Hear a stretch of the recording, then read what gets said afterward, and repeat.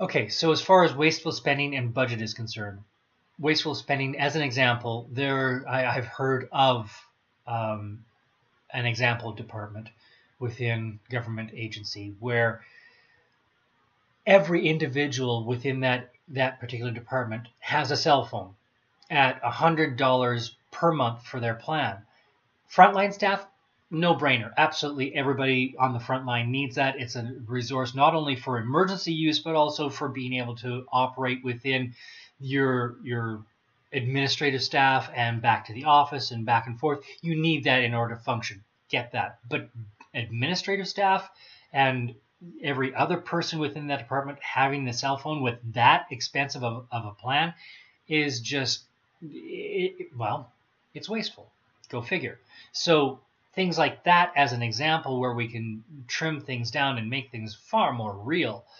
That's what we're talking about with wasteful spending. As far as balancing the budget is concerned, balancing the operational budget, that's not infrastructure, but balancing the rest of the budget within a year is not impossible. And again, going through first off, finding wasteful spending, redundancy in personnel, your retirement side of things. If there are, and we're talking not front line, we're talking we're talking management.